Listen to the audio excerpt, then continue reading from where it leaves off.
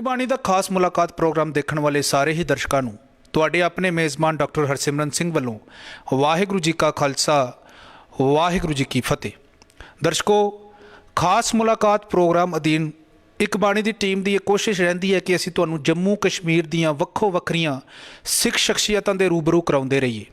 ਇਸੇ ਮੁਹਿੰਮ ਦੇ ਤਹਿਤ ਅੱਜ ਮੇਰੇ ਨਾਲ ਮੌਜੂਦ ਨੇ ਡਿਸਟ੍ਰਿਕਟ ਗੁਰਦੁਆਰਾ ਪ੍ਰਬੰਧਕ ਕਮੇਟੀ ਪੁੰਛ ਦੇ ਮੁੱਖ ਸੇਵਾਦਾਰ ਸਰਦਾਰ ਨਰਿੰਦਰ ਸਿੰਘ ਜੀ, ਜਿਨ੍ਹਾਂ ਨਾਲ ਅਸੀਂ ਗੱਲਬਾਤ ਕਰਾਂਗੇ ਜੰਮੂ ਕਸ਼ਮੀਰ ਵਿੱਚ ਪੰਜਾਬੀ ਭਾਸ਼ਾ ਦੀ ਸਥਿਤੀ ਬਾਰੇ, ਸਿੱਖ ਸਮਾਜ ਬਾਰੇ ਅਤੇ ਜੋ ਨਿਰੰਤਰ ਤੌਰ 'ਤੇ ਪਿਛਲੇ ਕਈ ਵਰ੍ਹਿਆਂ ਤੋਂ ਉਹ ਡਿਸਟ੍ਰਿਕਟ ਗੁਰਦੁਆਰਾ ਪ੍ਰਬੰਧਕ ਕਮੇਟੀ ਜ਼ਿਲ੍ਹਾ ਪੁੰਛ ਵਿੱਚ ਆਪਣੀਆਂ ਸੇਵਾਵਾਂ ਦੇ ਰਹੇ ਨੇ, ਉਸ ਬਾਰੇ। ਸਭ ਤੋਂ ਪਹਿਲਾਂ ਮੈਂ ਤੁਹਾਨੂੰ ਜੀ ਆਇਆਂ ਆਖਦਾ। ਵੀਰ ਜੀ, ਪਿਛਲੇ ਕਈ ਵਰ੍ਹਿਆਂ ਤੋਂ ਤਕਰੀਬਨ 2 ਦਹਾਕਿਆਂ ਦਾ ਸਮਾਂ ਬਣਦਾ ਹੈ ਕਿ ਤੁਸੀਂ ਪੁੰਛ ਦੀ ਜਿਹੜੀ ਪ੍ਰਬੰਧਕੀ ਕਮੇਟੀ ਹੈ ਉਹਦੇ ਵਿੱਚ ਮੁੱਖ ਸੇਵਾਦਾਰ ਦੇ ਤੌਰ 'ਤੇ ਆਪਣੀਆਂ ਸੇਵਾਵਾਂ ਨਿਭਾ ਰਹੇ ਹੋ। ਕਿਹੋ ਜਿਹੀਆਂ ਗਤੀਵਿਧੀਆਂ ਰਹੀਆਂ ਨੇ, ਕਿਹੋ ਜਿਹੇ ਤੁਹਾਡੇ ਕਾਰਜ ਰਹੇ ਨੇ, ਖਾਸ ਕਰਕੇ ਜੰਮੂ ਕਸ਼ਮੀਰ ਅਤੇ ਖਾਸ ਕਰਕੇ ਪੁੰਛ ਖਿੱਤੇ ਦੇ ਸੰਦਰਭ ਵਿੱਚ ਜੇ ਤੁਹਾਡੇ ਕੋਲੋਂ ਇਹ ਗੱਲ ਪੁੱਛਾਂ ਤੇ। ਵਾਹਿਗੁਰੂ ਜੀ ਕਾ ਖਾਲਸਾ ਵਾਹਿਗੁਰੂ ਜੀ ਕੀ ਫਤਿਹ। ਮੈਂ ਬੇਨਤੀ ਕਰਾਂ ਕਿ ਇਸ ਅਕਾਲ ਪੁਰਖ ਵਾਹਿਗੁਰੂ ਦੀ ਬਖਸ਼ਿਸ਼ ਹੈ ਕਿ ਉਹਨਾਂ ਨੇ ਸਾਡੀ ਇਸ ਪਾਸੇ ਸੇਵਾ ਲਾਈ ਔਰ ਅਸੀਂ ਆਪਣੀ ਤਰਫੋਂ ਕੋਸ਼ਿਸ਼ ਕੀਤੀ ਕਿ ਤਨ ਮਨ ਧਨ ਦੇ ਨਾਲ, ਇੱਕ ਇਮਾਨਦਾਰੀ ਦੇ ਨਾਲ ਅਸੀਂ ਆਪਣੇ ਸਮਾਜ ਦੀ ਇਹ ਸੇਵਾ ਕਰ ਸਕੀਏ। ਯਕੀਨਨ ਕੋਸ਼ਿਸ਼ ਕੀਤੀ ਕਿ ਭਈ ਕੋਈ ਐਸਾ ਉਪਰਾਲਾ ਕੀਤਾ ਜਾਵੇ ਕਿ ਸਭ ਤੋਂ ਪਹਿਲੀ ਗੱਲ ਜਿਹੜੀ ਸੀ ਕਿ ਪੁੰਛ ਦੇ ਅੰਦਰ ਕਿਸੇ ਸਮੇਂ ਕੁਝ ਵੰਡੀਆਂ ਪਈਆਂ ਹੋਈਆਂ ਸਨ। ਇੱਕ ਕੋਸ਼ਿਸ਼, ਇੱਕ ਯਤਨ ਕੀਤਾ ਗਿਆ ਕਿ ਸਾਰਿਆਂ ਨੂੰ ਇਕੱਠਿਆਂ ਲੈ ਕੇ ਚਲਿਆ ਜਾਵੇ ਔਰ ਇਕੱਠੇ ਚਲੀਏ, ਅਤੇ ਮਹਾਰਾਜ ਨੇ ਵੀ ਬਹੁਤ ਵੱਡੀ ਬਖਸ਼ਿਸ਼ ਕੀਤੀ। ਅੱਜ ਪੁੰਛ ਦੀਆਂ ਸੰਗਤਾਂ ਮੈਂ ਕਹਿ ਸਕਦਾ ਹਾਂ ਕਿ ਸਾਰੀਆਂ ਇੱਕਮਿਕ ਹੋ ਕੇ, ਇਕੱਠੀਆਂ ਹੋ ਕੇ ਹਰ ਕਾਰਜ ਜਿਹੜਾ ਹੈ ਉਹ ਪੁੰਛ ਦੇ ਅੰਦਰ ਨਿਭਾ ਰਹੀਆਂ ਨੇ। ਤਾਂ ਮੈਂ ਇਸ ਚੀਜ਼ ਦੀ ਇੱਕ ਜ਼ਰੂਰ ਕੋਸ਼ਿਸ਼ ਕੀਤੀ ਹੈ ਔਰ ਯਕੀਨਨ ਮਹਾਰਾਜ ਨੇ ਬਹੁਤ ਵੱਡੀ ਬਖਸ਼ਿਸ਼ ਕੀਤੀ ਔਰ ਕਾਫੀ ਹੱਦ ਤੱਕ ਅਸੀਂ ਇਸ ਦੇ ਵਿੱਚ ਕਾਮਯਾਬ ਹੋਏ ਹਾਂ। ਇਹਦੇ ਵਿੱਚ ਕੋਈ ਸ਼ੱਕ ਵਾਲੀ ਗੱਲ ਨਹੀਂ। ਅਤੇ ਬਤੌਰ ਇੱਕ ਪ੍ਰਬੰਧਕੀ ਢਾਂਚੇ ਦੇ ਵਿੱਚ ਇੱਕ ਸੇਵਾਦਾਰ ਦੀ ਜਿਹੜੀ ਨਿਰੰਤਰ ਸੇਵਾਵਾਂ ਤੁਸੀਂ ਨਿਭਾ ਰਹੇ ਹੋ, ਕਿਹੋ ਜਿਹੀਆਂ ਚੁਣੌਤੀਆਂ ਵੀ ਆਉਂਦੀਆਂ ਨੇ? ਕਈ ਵਾਰ ਚੁਣੌਤੀਆਂ ਵੀ ਆਉਂਦੀਆਂ ਨੇ, ਕਿਸੇ ਕਾਰਜ ਨੂੰ ਸਫਲਤਾਪੂਰਵਕ ਢੰਗ ਨਾਲ ਨੇਪੜੇ ਚਾੜਨਾ ਹੋਵੇ ਤੇ ਕਈ ਤਰ੍ਹਾਂ ਦੀਆਂ ਸਮੱਸਿਆ ਵੀ ਆਉਂਦੀਆਂ ਨੇ, ਵਿਘਨ ਵੀ ਆਉਂਦੇ ਨੇ। ਕੁਝ ਇਹੋ ਜਿਹੀਆਂ ਤੁਹਾਨੂੰ ਵੀ ਮਹਿਸੂਸ ਹੋਈਆਂ? ਮੈਂ ਆਪਣੇ ਆਪ ਨੂੰ ਇੱਕ ਖੁਸ਼ਕਿਸਮਤ ਸਮਝਦਾ ਹਾਂ ਕਿ ਮਹਾਰਾਜ ਨੇ ਬੜੀ ਬਖਸ਼ਿਸ਼ ਕੀਤੀ। ਯਕੀਨਨ ਕੁਝ ਪ੍ਰੋਬਲਮਸ, ਕੁਝ ਚੁਣੌਤੀਆਂ ਜ਼ਰੂਰ ਆਈਆਂ ਸਮੇਂ ਦੇ ਮੁਤਾਬਕ, ਪਰ ਸਾਰੀ ਸੰਗਤ ਨੇ ਔਰ ਖਾਸ ਕਰਕੇ ਕੁਝ ਸਮੁਦਾਇ, ਕੁਝ ਜੋ ਲੋਕੀ ਉੱਥੇ ਦੇ ਨੇ, ਉਹਨਾਂ ਸਾਰਿਆਂ ਨੇ ਮੈਨੂੰ ਇਸ ਹੱਦ ਤੱਕ ਕੋਆਪਰੇਟ ਕੀਤਾ ਕਿ ਅਸੀਂ ਹਰ ਸਮੱਸਿਆ ਨੂੰ ਬੜੇ ਅੱਛੇ ਅਤੇ ਸੁਚੱਜੇ ਢੰਗ ਦੇ ਨਾਲ ਬੈਠ ਕੇ ਉਸ ਨੂੰ ਯਕੀਨਨ ਅਸੀਂ ਉਸ ਦਾ ਹੱਲ ਕੱਢਿਆ ਹੈ ਔਰ ਅੱਛਾ ਹੱਲ ਨਿਕਲਿਆ ਵੀ ਹੈ। ਇਹਦੇ ਵਿੱਚ ਮੈਂ ਕਹਿ ਸਕਦਾ ਹਾਂ ਕਿ ਜਿੰਨੀਆਂ ਵੀ ਸਾਡੀਆਂ ਜੋ ਸੁਸਾਇਟੀਆਂ ਸਨ, ਜੋ ਕੁਝ ਅਲੱਗ-ਅਲੱਗ ਫਿਰਕੇ ਸਨ, ਸਾਰਿਆਂ ਨੇ ਸਾਨੂੰ ਬਹੁਤ ਵੱਡਾ ਸਹਿਯੋਗ ਦਿੱਤਾ ਹੈ ਔਰ ਅਸੀਂ ਉਸ ਨੂੰ ਮੁਕੰਮਲ ਕਰਨ ਦੀ ਕੋਸ਼ਿਸ਼ ਕੀਤੀ। ਔਰ ਖਾਸ ਕਰਕੇ ਨੌਜਵਾਨਾਂ ਦੇ ਵਿੱਚ ਕਈ ਤਰ੍ਹਾਂ ਦੀਆਂ ਪ੍ਰੋਬਲਮਸ ਆਈਆਂ, ਉਹਨਾਂ ਨੂੰ ਅਸੀਂ ਮੋਟੀਵੇਟ ਕਰਨ ਦਾ ਯਤਨ ਕੀਤਾ, ਕਿਉਂਕਿ ਇੱਕ ਸਮਾਂ ਸੀ ਕਿ ਸਾਨੂੰ ਹਰ ਕਿਸੇ ਨਾ ਕਿਸੇ ਡਿਸਪਿਊਟ ਦੇ ਵਿੱਚ ਸਾਡੇ ਬੱਚਿਆਂ ਨੂੰ ਔਰ ਖਾਸ ਕਰਕੇ ਨੌਜਵਾਨਾਂ ਨੂੰ ਉਲਝਾ ਦਿੱਤਾ ਜਾਂਦਾ ਸੀ। ਅਤੇ ਮਹਾਰਾਜ ਨੇ ਇੱਕ ਬਹੁਤ ਵੱਡੀ ਬਖਸ਼ਿਸ਼ ਕੀਤੀ ਕਿ ਇਹਨਾਂ 20 ਸਾਲਾਂ ਦੇ ਵਿੱਚ ਸਾਡੀ ਜੋ ਨਵੀਂ ਪਨੀਰੀ ਹੈ ਉਹ ਕਿਸੇ ਵੀ ਤਰ੍ਹਾਂ ਦੇ ਕਿਸੇ ਡਿਸਪਿਊਟ ਦੇ ਵਿੱਚ ਜਾ ਕੇ ਇਨਵੋਲਵ ਨਹੀਂ ਹੋ ਸਕੀ ਔਰ ਉਸਨੇ ਪੂਰਾ, ਨੌਜਵਾਨਾਂ ਨੇ ਵੀ ਪੂਰਾ ਕੋਆਪਰੇਟ ਕੀਤਾ ਹੈ, ਸਾਡੀ ਗੱਲ ਨੂੰ ਸੁਣਿਆ ਵੀ ਹੈ ਕਾਫੀ ਹੱਦ ਤੱਕ। ਅਤੇ ਔਰ ਉਹ ਜਿਹੜੀ ਚੀਜ਼ ਸੀ ਉਸ ਦਾ ਨਤੀਜਾ ਇਹ ਹੈ ਕਿ ਅੱਜ 20 ਸਾਲਾਂ ਤੋਂ ਸਾਡੇ ਬੱਚੇ ਜਿਹੜੇ ਨੇ ਉਹ ਅੱਛੇ ਪਾਸੇ, ਅੱਛੇ ਢੰਗ ਦੇ ਨਾਲ ਚੱਲ ਰਹੇ ਨੇ ਔਰ ਪੜ੍ਹਾਈ ਲਿਖਾਈ ਵਾਲੇ ਪਾਸੇ ਅਸੀਂ ਜ਼ਿਆਦਾ ਪ੍ਰੇਰਨਾ ਜਿਹੜੀ ਸਾਡੀ ਰਹੀ, ਕਿਉਂਕਿ ਮੈਂ ਖੁਦ ਇੱਕ ਟੀਚਰ ਰਿਹਾ ਅਤੇ ਲਿਹਾਜ਼ਾ ਮੈਂ ਟੀਚਰ ਦੀ ਹੈਸੀਅਤ ਦੇ ਨਾਲ ਮੇਰੀ ਇੱਕ ਕੋਸ਼ਿਸ਼ ਹੈ ਕਿ ਸਾਡੇ ਬੱਚਿਆਂ ਨੂੰ ਵੱਧ ਤੋਂ ਵੱਧ ਪ੍ਰੇਰਿਆ ਜਾਵੇ ਤਾਂ ਕਿ ਉਹ ਵੱਧ ਤੋਂ ਵੱਧ ਐਜੂਕੇਸ਼ਨ ਜਿਹੜੀ ਹੈ ਉਸ ਨੂੰ ਹਾਸਲ ਕਰ ਸਕਣ। ਕਿਉਂਕਿ ਅੱਜ ਜੋ ਚੈਲੰਜਿਸ ਨੇ ਦੁਨੀਆ ਦੇ ਅੰਦਰ, ਜੋ ਵੀ ਹੈ, ਜੀਵਨ ਨੂੰ ਸੁਖੇਵੇਂ ਤਰੀਕੇ ਦੇ ਨਾਲ ਜੀਣਾ ਹੈ ਅਤੇ ਫਿਰ ਸਾਡੇ ਪਾਸ ਐਜੂਕੇਸ਼ਨ ਜਿਹੜੀ ਹੈ ਜ਼ਰੂਰੀ ਹੋਣੀ ਚਾਹੀਦੀ ਹੈ। ਅਸੀਂ ਕੋਸ਼ਿਸ਼ ਕੀਤੀ ਕਿ ਬੱਚਿਆਂ ਨੂੰ ਇਸ ਪਾਸੇ ਪ੍ਰੇਰਿਆ ਜਾਵੇ। ਜਿਵੇਂ ਤੁਸੀਂ ਕਿਹਾ ਕਿ ਅੱਜ ਵਿਦਿਅਕ ਜਿਹੜਾ ਇੱਕ ਸਫ਼ਰ ਹੈ ਉਹ ਬੱਚਿਆਂ ਲਈ ਜ਼ਰੂਰੀ ਹੈ, ਪਰ ਕਿਤੇ ਨਾ ਕਿਤੇ ਜਦੋਂ ਅਸੀਂ ਦੂਸਰੇ ਬੰਨੇ ਵੇਖਦੇ ਹਾਂ ਕਿ ਸਾਡੀ ਜਿਹੜੀ, ਜਿਹਨੂੰ ਅਸੀਂ ਆਪਣੇ ਬੜੇ ਗੌਰਵਮਈ ਵਿਰਸੇ ਦੀ ਪ੍ਰਤੀਕ ਚਿੰਨ੍ਹ ਮੰਨਦੇ ਹਾਂ, ਸਾਡੀ ਆਪਣੀ ਮਾਂ ਬੋਲੀ ਪੰਜਾਬੀ ਭਾਸ਼ਾ, ਤੇ ਜਿਹੜੇ ਅਸੀਂ ਪੰਜਾਬੀ ਭਾਸ਼ਾ ਦੇ ਵੱਲ ਝਾਤ ਮਾਰਦੇ ਹਾਂ ਜਾਂ ਦੇਖਦੇ ਹਾਂ ਕਿ ਜਿਹੜੇ ਯੂਨੀਵਰਸਿਟੀਆਂ ਵਿੱਚ, ਅਦਾਰਿਆਂ ਵਿੱਚ, ਖਾਸ ਕਰਕੇ ਕਾਲਜਾਂ ਵਿੱਚ ਖੁਜਾਰਥੀ ਪੜ੍ਹ ਰਹੇ ਨੇ, ਉਹ ਕੁਝ ਚੁਣਿੰਦੇ ਖੁਜਾਰਥੀ ਨੇ। ਹਾਲਾਂਕਿ ਜੰਮੂ ਕਸ਼ਮੀਰ ਵਿੱਚ ਹਰ ਘਰ ਵਿੱਚ ਪੰਜਾਬੀ ਭਾਸ਼ਾ ਬੋਲੀ ਜਾਂਦੀ ਹੈ, ਮੈਂ ਵੀ ਕਹਾਂਗਾ ਪੜ੍ਹੀ ਵੀ ਜਾਂਦੀ ਹੈ, ਚਾਹੇ ਜੋ ਮਰਜ਼ੀ ਸਾਨੂੰ ਬਿਆਨ ਦਿੱਤੇ ਜਾਣ ਜਾਂ ਕੋਈ ਵੀ ਗੱਲ ਹੋਵੇ। ਤੁਸੀਂ ਇਸ ਗੱਲ ਨੂੰ ਕਿਵੇਂ ਵੇਖਦੇ ਹੋ? ਫਿਰ ਕੀ ਚੁਣੌਤੀਆਂ ਨੇ ਕਿ ਅੱਜ ਸਾਡੇ ਜਿਹੜੇ ਬੱਚੇ ਨੇ ਉਹ ਇਸ ਪਾਸੇ ਘੱਟ ਆ ਰਹੇ ਨੇ? ਕੀ ਰੋਜ਼ਗਾਰ ਦੇ ਸਾਧਨ ਘੱਟ ਨੇ, ਇਹੀ ਚੁਣੌਤੀ ਹੈ? ਜਾਂ ਫਿਰ ਉਹਨਾਂ ਨੂੰ ਇਸ ਪੱਖੋਂ ਆਪਣਾ ਭਵਿੱਖ ਜਿਹੜਾ ਹੈ ਉਹ ਉਹਨਾਂ ਚੜ੍ਹਦੀ ਕਲਾ ਵਾਲਾ ਨਹੀਂ ਲੱਭਦਾ? ਤੁਹਾਡੀ ਕੀ ਪ੍ਰਤੀਕਿਰਿਆ?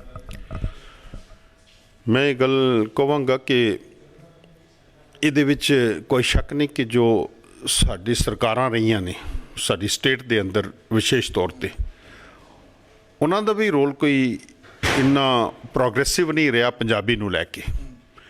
ਇੱਕੋ ਕਾਰਨ ਵੀ ਬਹੁਤ ਵੱਡਾ ਫੈਕਟਰ ਹੈ ਕਿ ਸਰਕਾਰਾਂ ਨੇ ਸਾਨੂੰ ਕੋਈ ਜ਼ਿਆਦਾ ਸਹਿਯੋਗ ਨਹੀਂ ਦਿੱਤਾ ਕਿ ਪੰਜਾਬੀ ਲੈਂਗੁਏਜ ਜਿਹੜੀ ਹੈ ਇਸ ਨੂੰ ਜੋ ਹੈ ਇਸ ਨੂੰ ਵਧਾਵਾ ਦਿੱਤਾ ਜਾਵੇ, ਇਸ ਨੂੰ ਵਧਾਇਆ ਜਾਵੇ, ਇਸ ਦੀ ਪ੍ਰੋਗਰੈਸ ਦੇਖੀ ਜਾਵੇ। ਸਰਕਾਰੀ ਤੌਰ 'ਤੇ ਵੀ ਕਾਫੀ ਕਮਜ਼ੋਰੀਆਂ ਜਿਹੜੀਆਂ ਨੇ ਉਹ ਰਹੀਆਂ ਨੇ।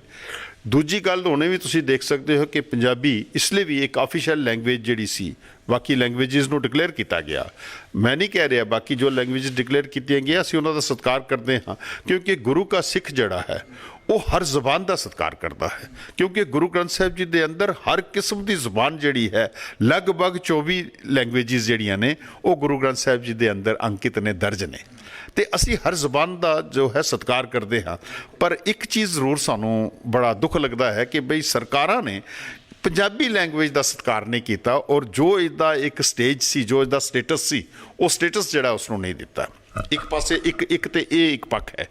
ਦੂਜਾ ਪੱਖ ਮੈਂ ਕਹਿ ਸਕਦਾ ਹਾਂ ਕਿ ਸਾਡੇ ਘਰਾਂ ਵਿੱਚ ਵੀ ਜੋ ਹੈ ਪੰਜਾਬੀ ਜਿਹੜੀ ਹੈ ਉਸ ਨੂੰ ਉਸ ਹੱਦ ਤੱਕ ਉਸ ਨੂੰ ਨਹੀਂ ਬੋਲਿਆ ਗਿਆ, ਪ੍ਰਚਾਰਿਆ ਗਿਆ। ਤੀਜੀ ਗੱਲ ਮੈਂ ਕਹਾਂਗਾ ਕਿ ਬੱਚਿਆਂ ਦੇ ਅੰਦਰ ਇੱਕ ਜ਼ਹਿਨ ਦੇ ਵਿੱਚ ਇਹ ਚੀਜ਼ ਪਾ ਦਿੱਤੀ ਗਈ ਕਿ ਪੰਜਾਬੀ ਬੋਲਣ ਵਾਲਾ, ਪੰਜਾਬੀ ਪੜ੍ਹਨ ਵਾਲਾ, ਪੰਜਾਬੀ ਲਿਟਰੇਚਰ ਦੇ ਨਾਲ ਜੁੜਿਆ ਹੋਇਆ ਵਿਅਕਤੀ ਕੋਈ ਜ਼ਿਆਦਾ ਐਡਵਾਂਸ ਵਿਅਕਤੀ ਨਹੀਂ ਗਿਣਿਆ ਜਾ ਸਕਦਾ। ਮਤਲਬ ਇਸ ਕਿਸਮ ਦਾ ਇੱਕ ਪ੍ਰਾਪੋਗੰਡਾ ਵੀ ਜ਼ਰੂਰ ਰਿਹਾ, ਕਿਸੇ ਨਾ ਕਿਸੇ ਤਰੀਕੇ ਦੇ ਨਾਲ ਕੋਈ ਨਾ ਕੋਈ ਐਸੀ ਏਜੰਸੀ ਜ਼ਰੂਰ ਰਹੀ ਜਿਹੜੀ ਕਿ ਇਸ ਕਿਸਮ ਦੇ ਪ੍ਰਾਪੋਗੰਡੇ ਵਿੱਚ ਵੀ ਰਹੀ, ਔਰ ਸਾਡੇ ਬੱਚਿਆਂ ਨੂੰ ਉਸ ਲੈਂਗੁਏਜ ਤੋਂ ਇੱਕ ਤੋੜਨ ਦਾ ਯਤਨ ਕੀਤਾ ਗਿਆ, ਔਰ ਸਾਡੇ ਬੱਚੇ ਵੀ ਇੱਕ ਮੈਂ ਕਹਾਂਗਾ ਅਗਿਆਨਤਾ ਦੇ ਵਸ ਹੋ ਕੇ ਉਹ ਇਸ ਤੋਂ ਦੂਰ ਜਾਂਦੇ ਜਾਂਦੇ ਦੂਰ ਚਲੇ ਗਏ। ਤੇ ਕਾਫੀ ਫੈਕਟਰ ਨੇ, ਇੱਕ ਫੈਕਟਰ ਨਹੀਂ ਹੈ। ਤੇ ਅਸੀਂ ਕੋਸ਼ਿਸ਼ ਕਰੀਏ, ਅੱਜ ਵੀ ਮੈਂ ਕਹਿ ਸਕਦਾ ਹਾਂ ਕਿ ਸਾਡੀ ਜ਼ਾਤੀ ਤੌਰ 'ਤੇ ਕੋਸ਼ਿਸ਼ ਰਹੀ ਹੈ, ਕਿਉਂਕਿ ਪੁੰਛ ਦੇ ਅੰਦਰ ਅਸੀਂ ਦੇਖੀਏ ਤੇ ਅਸੀਂ 2003 ਦੇ ਵਿੱਚੋਂ ਹੀ ਕਲਾਸਿਸ ਜਿਹੜੀਆਂ ਨੇ ਉਹ ਪੰਜਾਬੀ ਦੀਆਂ ਗੁਰਦੁਆਰਿਆਂ ਦੇ ਵਿੱਚ ਲਗਾਈਆਂ। ਵਿਸ਼ੇਸ਼ ਤੌਰ 'ਤੇ ਗੁਰਦੁਆਰਾ ਸ੍ਰੀ ਗੁਰੂ ਸਿੰਘ ਸਭਾ ਦੇ ਅੰਦਰ ਇੱਕ ਮਿਸ਼ਨਰੀ ਜੋ ਸਾਡਾ ਇੱਕ ਵਿੰਗ ਹੈ ਸਿੱਖ ਕੌਮ ਦਾ, ਇੱਕ ਬੜਾ ਅੱਛਾ ਪ੍ਰੋਗਰੈਸਿਵ ਔਰ ਬੜਾ ਜੋ ਪ੍ਰਚਾਰ ਕਰਦਾ ਆਇਆ ਹੈ, ਉਹਨਾਂ ਦੇ ਟੀਚਰ ਸਨ, ਉਹ ਲੋਕੀ ਸਨ ਜਿਨ੍ਹਾਂ ਨੇ ਇੱਕ ਵਾਲੰਟੀਅਰ ਤੌਰ 'ਤੇ ਸੇਵਾ ਕੀਤੀ ਔਰ ਪੰਜਾਬੀ ਨੂੰ ਪੜ੍ਹਾਉਂਦੇ ਨੇ। ਔਰ ਅੱਜ ਬੱਚੇ ਸਾਡੇ ਜਿਹੜੇ ਨੇ ਉਹ ਬੇਸ਼ੱਕ ਸਾਇੰਸ ਪੜ੍ਹਦੇ ਨੇ ਜਾਂ ਹੋਰ ਕਾਲਜਿਸ ਪੜ੍ਹਦੇ, ਯੂਨੀਵਰਸਿਟੀ 'ਚ ਪੜ੍ਹਦੇ ਨੇ, ਪਰ ਪੰਜਾਬੀ ਇੱਕ ਅੱਛੇ ਢੰਗ ਦੇ ਨਾਲ ਪੜ੍ਹ ਸਕਦੇ ਨੇ, ਬੋਲ ਸਕਦੇ ਨੇ, ਲਿਖ ਸਕਦੇ ਨੇ। ਤੇ ਇਸ ਤਰੀਕੇ ਦੀ ਜੋ ਇੱਕ ਪ੍ਰੋਗਰੈਸ ਸੀ ਸਾਡੀ, ਅਸੀਂ ਆਪਣੇ ਲੈਵਲ 'ਤੇ ਜੋ ਕਰ ਸਕਦੇ ਹਾਂ ਉਹ ਯਕੀਨਨ ਕੀਤਾ ਹੈ। ਕਿਉਂਕਿ ਤੁਸੀਂ ਆਪ ਵਿਦਿਅਕ ਖੇਤਰ ਨਾਲ ਸੰਬੰਧਿਤ ਰਹੇ ਹੋ, ਤੁਹਾਡੇ ਤੋਂ ਬਿਹਤਰ ਇਹ ਗੱਲ ਸ਼ਾਇਦ ਇਸ ਲਈ ਸਾਨੂੰ ਦਰਸ਼ਕਾਂ ਨੂੰ ਕੋਈ ਹੋਰ ਚਾਨਣਾ ਨਾ ਪਾ ਸਕੇ, ਕਿਉਂਕਿ 2017-18 ਵਿੱਚ ਜਦੋਂ ਸਰਕਾਰ ਵੱਲੋਂ ਬੱਚਿਆਂ ਦੇ ਇੰਟਰਵਿਊ ਲਏ ਗਏ ਤੇ ਸਾਡੇ ਪੰਜਾਬੀ ਭਾਸ਼ਾ ਦੇ 15 ਜਿਹੜੇ ਬੱਚੇ ਨੇ, ਵਿਦਿਆਰਥੀ ਜਾਂ ਖੋਜਾਰਥੀ ਨੇ, ਉਹ ਲੈਕਚਰਾਰ ਦੀ ਪੋਸਟ 'ਤੇ ਪੱਕੇ ਤੌਰ 'ਤੇ ਉਹਨਾਂ ਨੂੰ ਨਿਯੁਕਤ ਕੀਤਾ ਗਿਆ। ਪਰ ਇਸ ਤੇ ਬਨਸਪਤ ਕੁਝ ਜਿਹੜੀਆਂ ਸਾਡੀਆਂ ਪੋਸਟਾਂ ਨੇ ਉਹ ਰਹਿ ਵੀ ਗਈਆਂ, ਜਿਹੜੀਆਂ ਘੱਟ ਗਿਣਤੀ ਬੱਚੇ ਹੋਣ ਦੇ ਕਾਰਨ ਉਹ ਪੂਰੀਆਂ ਫਿਲ ਨਹੀਂ ਹੋ ਸਕੀਆਂ ਜਾਂ ਉਹਨਾਂ ਉੱਤੇ ਨਿਯੁਕਤੀਆਂ ਨਹੀਂ ਹੋ ਸਕੀਆਂ। ਇਸ ਬਾਬਤ ਕੀ ਸੋਚਿਆ ਜਾਵੇ? ਮੈਂ ਖਾਸ ਤੌਰ 'ਤੇ ਕਿਉਂਕਿ ਤੁਹਾਡਾ ਧਿਆਨ ਦਿਵਾਉਣਾ ਚਾਹਾਂਗਾ, ਸਾਡੇ ਜੰਮੂ ਕਸ਼ਮੀਰ ਵਿੱਚ ਕੁਝ ਅਜਿਹੀ ਬਰਾਦਰੀਆਂ ਵੀ ਨੇ ਜਿਨ੍ਹਾਂ ਵੀ ਸਾਡੇ ਨਾਮਧਾਰੀ ਬਰਾਦਰੀ ਹੈ, ਜਿਨ੍ਹਾਂ ਵੀ ਸਾਡੀ ਸੰਗਤ ਬਰਾਦਰੀ ਹੈ, ਜਿਨ੍ਹਾਂ ਵੀ ਸਾਡੀ ਸਿੱਖ ਲੀਗਰ ਬਰਾਦਰੀ ਹੈ। ਅਜਿਹੀ ਬਰਾਦਰੀਆਂ ਦੇ ਬੱਚਿਆਂ ਨੂੰ ਕਿਉਂ ਨਾ ਪੜ੍ਹਾਈ ਵਾਲੇ ਬੰਨੇ ਲਾਇਆ ਜਾਏ, ਜਾਂ ਜਿਹੜੇ ਪਹੁੰਚ ਚੁੱਕੇ ਨੇ ਜਾਂ ਉਹਨਾਂ ਦੀ ਮਾਲੀ ਸਹਾਇਤਾ ਕੀਤੀ ਜਾਏ, ਆਰਥਿਕ ਮਦਦ ਕੀਤੀ ਜਾਏ। ਚਾਹੇ ਸਾਰੇ ਨਾ ਆਉਣ, ਪਰ ਕੁਝ ਕੁ ਬੱਚੇ ਪੰਜਾਬੀ ਭਾਸ਼ਾ ਪ੍ਰਤੀ ਵੀ ਸਮਰਪਿਤ ਹੋ ਕੇ ਖੁਜਾਰਥੀ ਵਰਗ ਵਿੱਚ ਸ਼ਾਮਲ ਹੋਣ ਤੇ ਯੂਨੀਵਰਸਿਟੀਆਂ ਤੋਂ PhD ਦੀ ਡਿਗਰੀ ਹਾਸਲ ਕਰਨ। ਇਸ ਬਾਰੇ ਕੀ ਵਿਚਾਰ? ਮੈਂ ਇਸ ਦੇ ਵਿੱਚ ਜ਼ਰੂਰ ਸਮਝਦਾ ਹਾਂ ਕਿ ਕਿਧਰੇ ਨਾ ਕਿਧਰੇ ਸਾਡੇ ਵਿੱਚ ਘਾਟ ਰਹੀ ਹੈ ਕਿ ਅਸੀਂ ਉਸ ਵਰਗ ਤੱਕ ਪੁੱਜ ਨਹੀਂ ਸਕੇ। ਇਹ ਬਦਕਿਸਮਤੀ ਸਾਡੀ ਹੋਵੇਗੀ, ਕਿਉਂਕਿ ਮੈਂ ਨਹੀਂ ਸਮਝਦਾ ਕਿ ਪੰਜਾਬੀ ਜਿਹੜੀ ਹੈ ਲੈਂਗੁਏਜ ਇਹ ਅਸੀਂ ਇੱਕ ਵਿਅਕਤੀ ਤੱਕ ਸੀਮਤ ਰੱਖੀਏ, ਕਿਸੇ ਇੱਕ ਬਰਾਦਰੀ ਤੱਕ ਸੀਮਤ ਰੱਖੀਏ, ਐਸੀ ਗੱਲ ਬਿਲਕੁਲ ਨਹੀਂ। ਗੁਰੂ ਗ੍ਰੰਥ ਸਾਹਿਬ ਜੀ ਦੇ ਅੰਦਰ ਅਸੀਂ ਸ਼ੇਖ ਫਰੀਦ ਨੂੰ ਵੀ ਪੜ੍ਹਦੇ ਹਾਂ, ਅਸੀਂ ਭਗਤ ਰਵਿਦਾਸ ਨੂੰ ਵੀ ਪੜ੍ਹ ਰਹੇ ਹਾਂ, ਅਸੀਂ ਭਗਤਾਂ ਨੂੰ ਵੀ ਪੜ੍ਹ ਰਹੇ ਹਾਂ। ਵੱਖ-ਵੱਖ ਵਰਗ ਦੇ ਲੋਕੀ, ਵੱਖ-ਵੱਖ ਇਲਾਕੇ ਦੇ ਲੋਕੀ ਜਿਹੜੇ ਨੇ ਉਹ ਸਾਰੇ ਗੁਰੂ ਗ੍ਰੰਥ ਸਾਹਿਬ ਜੀ ਦੇ ਅੰਦਰ ਮੌਜੂਦ ਨੇ। ਤਾਂ ਅਸੀਂ ਇਹ ਗੱਲ ਕਹਿ ਸਕਦੇ ਹਾਂ ਕਿ ਸਾਡੀ ਜੋ, ਮੈਂ ਇਸ ਦੇ ਵਿੱਚ ਆਪਣੇ ਆਪ ਨੂੰ ਨਹੀਂ ਕਿਧਰੇ ਆਪਣੇ ਅਲੱਗ ਕਰਾਂਗਾ, ਕਿਉਂਕਿ ਡਿਸਟ੍ਰਿਕਟ ਕਮੇਟੀ ਜਿਹੜੀਆਂ ਜਿੱਥੇ ਵੀ ਬਣੀਆਂ ਹੋਈਆਂ ਨੇ, ਇਹਨਾਂ ਦਾ ਵੀ ਫਰਜ਼ ਬਣਦਾ ਹੈ ਕਿ ਅਸੀਂ ਉਹਨਾਂ ਲੋਕਾਂ ਤੱਕ ਪੁੱਜ ਸਕੀਏ। ਉਹ ਬਰਾਦਰੀ ਸਾਡੀ ਹੈ, ਸਾਡੇ ਗੁਰੂ ਗ੍ਰੰਥ ਸਾਹਿਬ ਜੀ ਦੇ ਅੰਦਰ ਉਹਨਾਂ ਦੀ ਬਾਣੀ ਦਰਜ ਹੈ, ਅਸੀਂ ਉਹਨਾਂ ਲੋਕਾਂ ਤੱਕ ਕਿਉਂ ਨਹੀਂ ਪਹੁੰਚ ਸਕੇ? ਜੇ ਗੁਰੂ ਗ੍ਰੰਥ ਸਾਹਿਬ ਜੀ ਦੇ ਅੰਦਰ ਵੱਖ-ਵੱਖ ਵਰਗ ਤੋਂ ਬੰਦੇ ਬੈਠੇ ਨੇ, ਵਿਅਕਤੀ ਬੈਠੇ ਨੇ, ਉਹਨਾਂ ਨੂੰ ਪ੍ਰਾਪਰ ਸਥਾਨ ਮਿਲਿਆ ਹੋਇਆ ਹੈ, ਤੇ ਫਿਰ ਸਾਡੀ ਸੰਗਤ ਦੇ ਵਿੱਚ ਉਹਨਾਂ ਲੋਕਾਂ ਨੂੰ ਪ੍ਰਾਪਰ ਦਾ ਸਤਿਕਾਰ, ਬਰਾਬਰ ਦਾ ਪਿਆਰ ਦਿੱਤਾ ਜਾਣਾ ਚਾਹੀਦਾ ਹੈ, ਉਹਨਾਂ ਤੱਕ ਅਪਰੋਚ ਕਰਨੀ ਚਾਹੀਦੀ ਹੈ। ਮੈਨੂੰ ਬੜਾ ਫਖਰ ਦੇ ਨਾਲ ਮੈਂ ਗੱਲ ਕਹਿ ਸਕਦਾ ਹਾਂ ਕਿ ਇੱਕ ਭੋਪਾਲ ਦੇ ਅੰਦਰ ਇੱਕ ਸਿਕਲੀ ਘਰ, ਇੱਕ ਕੁਝ ਵਿਅਕਤੀ ਨੇ ਜਿਹੜੇ ਰਹਿ ਨੇ ਕਿਸੇ ਇੱਕ ਪਾਰਟਿਕੂਲਰ ਇਲਾਕੇ ਦੇ ਵਿੱਚ, ਉਹਨਾਂ ਦੇ ਵਿੱਚੋਂ ਇੱਕ ਬੱਚੇ ਨੇ ਮੇਰੇ ਕਿਸੇ ਫੇਸਬੁੱਕ ਦੇ ਥਰੂ ਜਾਂ ਕਿਸ ਤਰ੍ਹਾਂ ਮੈਨੂੰ ਰਾਬਤਾ ਕੀਤਾ, ਔਰ ਉਸਨੇ ਮੈਨੂੰ ਦੱਸਿਆ ਕਿ ਮੈਂ ਐਡਮਿਸ਼ਨ ਲੈਣਾ ਚਾਹੁੰਦਾ ਕਾਲਜ ਦੇ ਅੰਦਰ, ਲੇਕਿਨ ਮੇਰੇ ਕੋਲ ਮਾਲੀ ਮੇਰੀ ਸਥਿਤੀ ਠੀਕ ਨਹੀਂ ਹੈ ਤੇ ਮੈਂ ਇਹ ਕਰ ਨਹੀਂ ਸਕਦਾ ਲਿਆ। ਤੇ ਮੈਂ ਕੋਸ਼ਿਸ਼ ਕੀਤੀ ਕਿ ਉਸ ਨੂੰ ਚਲੋ ਜ਼ਾਤੀ ਤੌਰ ਤੇ ਜੋ ਮੇਰੀ ਅਸੀਅਤ ਸੀ, ਜੋ ਮੇਰੀ ਐਸੀ ਮੇਰੀ ਕੈਪੈਸਿਟੀ, ਮੈਂ ਉਸ ਦੇ ਮੁਤਾਬਕ ਉਸ ਦੀ ਕੀਤੀ ਔਰ ਉਸ ਦੀ ਐਡਮਿਸ਼ਨ ਜਿਹੜੀ ਹੈ ਉੱਥੇ ਅਸੀਂ ਕਰਵਾਈ। ਇਹ ਮੈਂ ਕਹਿ ਰਿਹਾ ਕਿ ਇਹ ਤੇ ਕੋਈ ਖਾਸ ਗੱਲ ਨਹੀਂ ਹੋਈ ਕਿ ਕਿਸੇ ਇੱਕ ਵਿਅਕਤੀ ਤੱਕ ਅਸੀਂ ਪੁੱਜ ਸਕੇ ਜਾਂ ਕੋਈ ਇੱਕ ਵਿਅਕਤੀ ਸਾਡੇ ਤੱਕ ਪੁੱਜ ਸਕਿਆ। ਸਾਡੀ ਹਰ ਤਨਜ਼ੀਮ ਦਾ ਔਰ ਖਾਸ ਕਰਕੇ ਸਾਡੀਆਂ ਜੋ ਸ਼੍ਰੋਮਣੀ ਕਮੇਟੀਜ਼ ਨੇ ਇਸ ਸੰਬੰਧ ਵਿੱਚ, ਉਹਨਾਂ ਨੂੰ ਅਪਰੋਚ ਕਰਨੀ ਚਾਹੀਦੀ ਹੈ ਔਰ ਉਹਨਾਂ ਬੱਚਿਆਂ ਨੂੰ ਹਰ ਤਰ੍ਹਾਂ ਦੀ ਸਹਾਇਤਾ ਦੇਣੀ ਚਾਹੀਦੀ ਹੈ। ਇੱਕ ਤੇ ਉਹਨਾਂ ਨੂੰ ਆਪਣੇ ਨਾਲ ਜੋੜਨਾ ਚਾਹੀਦਾ ਹੈ, ਉਸ ਤੋਂ ਬਾਅਦ ਉਹਨਾਂ ਨੂੰ ਐਜੂਕੇਸ਼ਨ ਦੇ ਵਿੱਚ ਲਿਆਉਣਾ ਚਾਹੀਦਾ ਹੈ, ਔਰ ਆਪਣੀ ਜਿਹੜੀ ਪੰਜਾਬੀ ਲੈਂਗੁਏਜ ਹੈ, ਜਿਸ ਤਰ੍ਹਾਂ ਤੁਸੀਂ ਕਿਹਾ ਕਿ ਬੜੀਆਂ ਪੋਸਟਾਂ ਖਾਲੀ ਪਈਆਂ ਨੇ, ਹੁਣ ਬੱਚਿਆਂ ਨੂੰ ਐਜੂਕੇਟ ਕਰਨਾ ਪਏਗਾ, ਕਿਉਂਕਿ ਬੜੇ ਬੱਚੇ ਐਸੇ ਨੇ ਜਿਹੜੇ ਬੇਰੁਜ਼ਗਾਰ ਬੈਠੇ ਨੇ, ਪਰ ਉਹਨਾਂ ਨੂੰ ਪਤਾ ਹੀ ਨਹੀਂ ਕਿ ਭਈ ਇਹ ਸਬਜੈਕਟ ਕਿਸ ਕਿਸਮ ਦਾ ਸਬਜੈਕਟ ਹੈ, ਅਸੀਂ ਇਸ ਦੇ ਵਿੱਚ ਕੋਈ ਆਪਣੀ ਕੁਆਲੀਫਿਕੇਸ਼ਨ ਅਟੈਂਡ ਕਰੀਏ ਔਰ ਸਾਡੀਆਂ ਕੱਲ੍ਹ ਸਾਡੀ ਇੰਪਲੋਇਮੈਂਟ ਸਾਨੂੰ ਮਿਲ ਸਕਦੀ ਹੈ। ਬੱਚਿਆਂ ਦੇ ਅੰਦਰ ਇੱਕ ਨਿਰਾਸ਼ਾ ਜਿਹੜੀ ਹੈ ਉਹ ਇਸ ਸਬਜੈਕਟ ਨੂੰ ਲੈ ਕੇ ਹੈ। ਅਸੀਂ ਕੋਸ਼ਿਸ਼ ਕਰੀਏ ਕਿ ਇਹਨਾਂ ਚੀਜ਼ਾਂ ਤੱਕ ਬੱਚਿਆਂ ਤੱਕ ਪਹੁੰਚਾਇਆ ਜਾਵੇ, ਔਰ ਇਹ ਸਾਡੀ ਹਰ ਤਰ੍ਹਾਂ ਦੀ ਜੋ ਵੀ ਸਾਡੇ ਵਿੰਗਸ ਨੇ, ਚਾਹੇ ਉਹ ਇਲੈਕਟਿਡ ਬਾਡੀਜ਼ ਨੇ, ਚਾਹੇ ਉਹ ਵਾਲੰਟੀਅਰ ਬਾਡੀਜ਼ ਨੇ, NGOs ਨੇ ਸਾਡੀਆਂ, ਉਹਨਾਂ ਸਾਰਿਆਂ ਦਾ ਫਰਜ਼ ਬਣਦਾ ਹੈ ਕਿ ਅਸੀਂ ਇਹਨਾਂ ਬੱਚਿਆਂ ਤੱਕ ਪਹੁੰਚ ਸਕੀਏ, ਇਸ ਵਰਗ ਤੱਕ ਪਹੁੰਚ ਸਕੀਏ, ਇਹਨਾਂ ਲੋਕਾਂ ਤੱਕ ਪਹੁੰਚ ਸਕੀਏ ਔਰ ਇਹਨਾਂ ਨੂੰ ਨਾਲ ਲੈ ਕੇ ਇਸ ਪਾਸੇ ਪ੍ਰੇਰਨਾ ਦਿੱਤੀ ਜਾ ਸਕੇ ਔਰ ਸਾਡੇ ਨਾਲ ਚੱਲ ਸਕਣ ਇਹ ਬੱਚੇ। ਜਿਵੇਂ ਤੁਸੀਂ ਕਿਹਾ ਇੱਕ ਨਿਰਾਸ਼ਾ ਹੈ ਬੱਚਿਆਂ ਅੰਦਰ ਇਸ ਸਬਜੈਕਟ ਨੂੰ ਲੈ ਕੇ, ਜਾਂ ਤੁਸੀਂ ਇੱਦਾਂ ਕਹਿ ਲਓ ਕਿ ਪੰਜਾਬੀ ਵਿੱਚ ਅਗਲੇ ਦੀਆਂ ਜਿਹੜੀਆਂ ਖੋਜ ਦੀਆਂ ਚੁਣੌਤੀਆਂ ਨੂੰ ਲੈ ਕੇ ਇੱਕ ਨਿਰਾਸ਼ਾ ਕਿ ਇਹ ਇੱਕ ਐਸਾ ਸਬਜੈਕਟ ਹੈ ਜਿਹਦੇ ਵਿੱਚ ਇੱਕ ਤਾਂ ਕੋਈ ਵੀ ਭਾਸ਼ਾ ਵਿੱਚ PhD ਕਰਨੀ ਜਾਂ ਖੋਜ ਦਾ ਕਾਰਜ ਕਰਨਾ ਨਿਰੰਤਰ ਇੱਕ ਤਪ ਹੁੰਦਾ ਹੈ, ਉਹ ਸਾਧਨ ਹੈ, ਉਹ ਚਾਹੇ 2 ਸਾਲ ਦੀ ਹੋਵੇ, ਚਾਹੇ 4 ਸਾਲ ਦੀ ਹੋਵੇ, ਚਾਹੇ 6 ਸਾਲ ਦੀ ਹੋਵੇ। ਪਰ ਮੂਲ ਕਾਰਨ ਕੀ ਹੈ?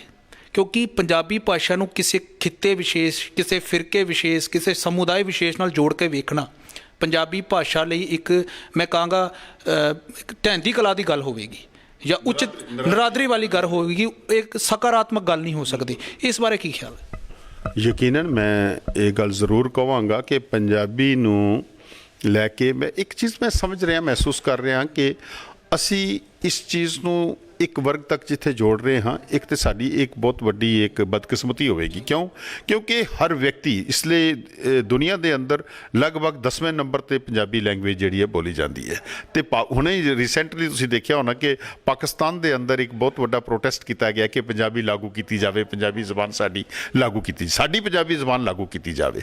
ਤਾਂ ਇਟ ਮੀਨਸ ਕਿ ਇਹ ਜੋ ਲੈਂਗੁਏਜ ਹੈ ਕਿਸੇ ਵਿਅਕਤੀ ਵਿਸ਼ੇਸ਼ ਦੀ ਜਾਂ ਕਿਸੇ ਇੱਕ ਵਰਗ ਤੱਕ ਸੀਮਤ ਨਹੀਂ ਹੈ, ਇਹ ਹਰ ਵਿਅਕਤੀ ਜਿਹੜਾ ਹੈ ਪੰਜਾਬੀ ਬੋਲਦਾ ਵੀ ਹੈ, ਸੁਣਦਾ ਵੀ ਹੈ, ਸਮਝਦਾ ਵੀ ਹੈ।